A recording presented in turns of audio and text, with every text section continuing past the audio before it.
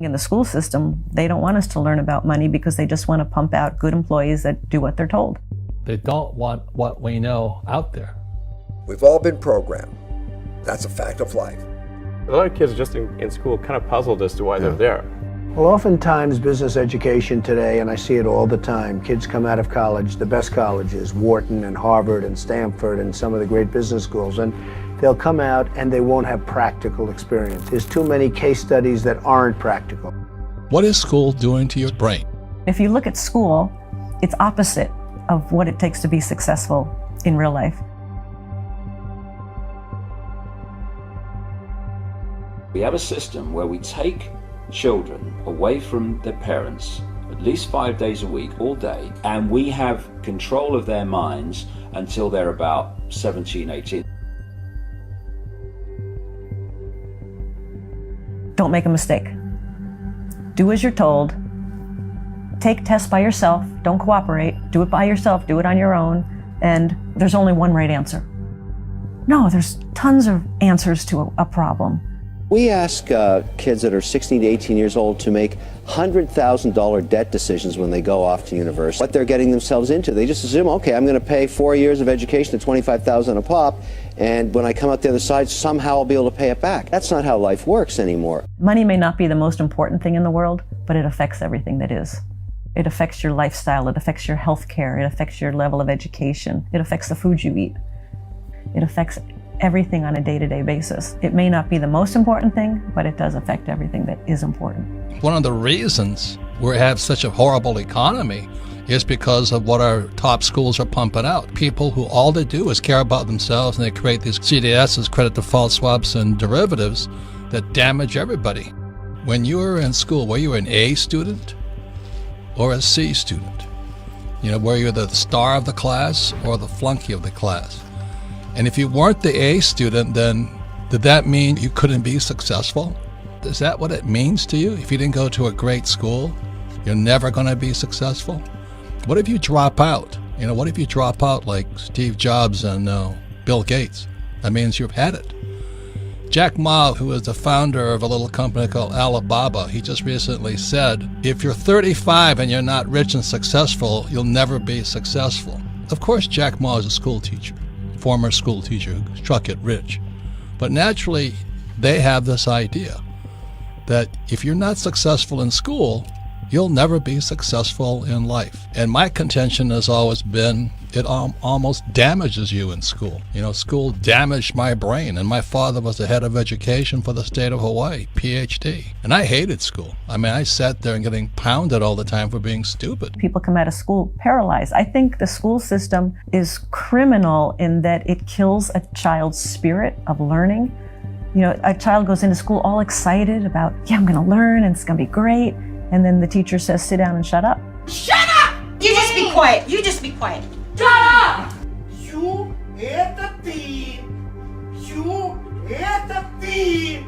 Don't talk. We don't care what you're interested in. They just teach you what they want to teach you instead of finding out what the child is interested in and teaching to that. I think kids come out of school scared to death of making a mistake. They come out paralyzed. They don't know what they want to do because their spirit and their creativity has been crushed inside of them. So you almost have to do a whole reprogramming once you get out of school so you can find out what it is that excites you, what it is that where your passion is. Because once you can discover what's most meaningful, then decisions and life becomes so much easier because there's more joy, there's more better communication with relationships.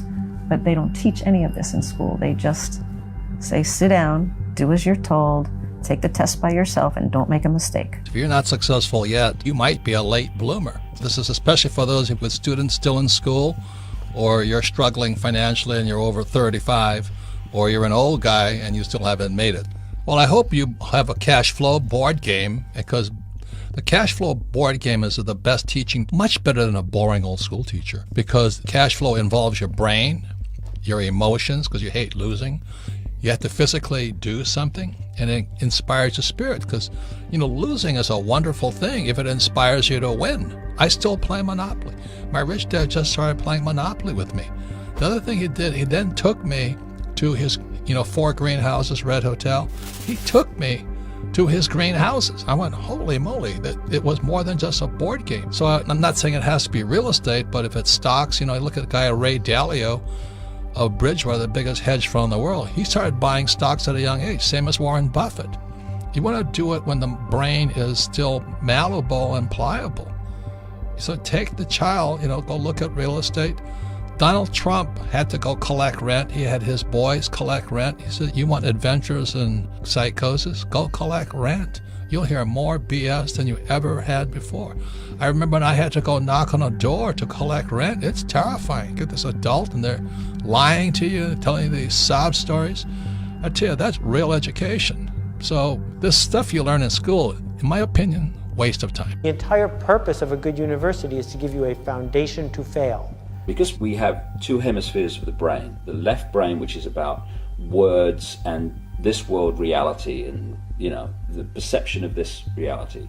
We have the right brain, which is where you get creativity, inspiration, and connection. And then you've got this corpus callosum, which connects the two. First of all, we use a fraction of our brains. Why is that? And the other thing is that what the system does is it turns out left brain prisoners. They run the system. And it does it by putting information through schools and colleges and universities into the left brain, which it then says at time of an exam, give me all that back, and if you tell me what I've told you well enough to believe, then you'll pass the exam and you'll be very successful. We have too many entrepreneurs, we have too many successful people. How is it possible that school is making kids less intelligent?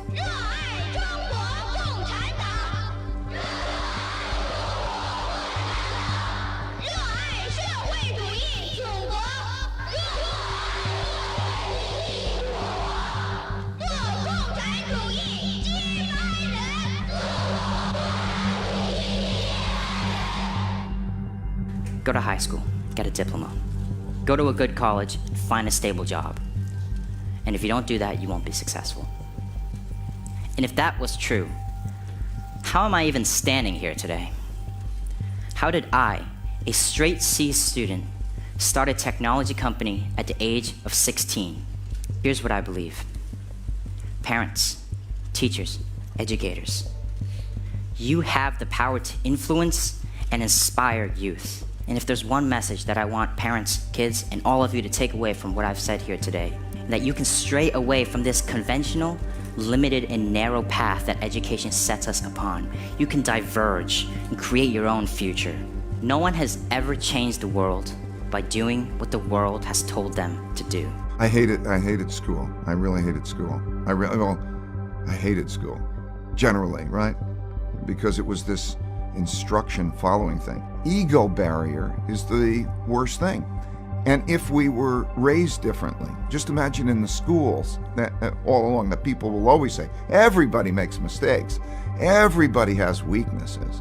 The key is really to understand what your mistakes and weaknesses are so that you can learn from them. I think punishment is a terrible concept. Punishment means that you made a mistake and you're being punished. I think instead of punishment, every time somebody makes a mistake, you should say the only thing that you need to do to get out of your punishment is first think, what kind of mistake was that? So if I'm in a situation that's like that again, how would I deal with it differently, not to make that mistake? So that learning should come from the mistake, not punishment. Every little flower of curiosity, said Einstein, is crushed by society itself. It's an extremely corrupt system we have at this point. We have an education bubble. In the US, we have $1 trillion of student debt. The first approximation, this has gone to pay for $1 trillion worth of lies about the value of the education people have received. And it's not at all obvious yet, though, what's going to replace this or how it's going to change. We are told that it's the only way to salvation. You must get a diploma to be saved. If you do not get a diploma, then you will go to hell. The message that I have is that you have to work out your salvation on your own. You have to save yourself. I believe that is the truth, but it's a somewhat uncomfortable one. Every time the schools do something with your kids that you don't agree with, keep them at home. Simple as that. And do it now. because the systems that produce teachers have become pathological completely. They're indoctrination camps and nothing else. The thing is, they know they've lost on the scientific front. They've lost. Teachers need real information right now about what's happening to their kids. The high stakes is today, because you can do something about it. The real safety of our nation is preparing this next generation.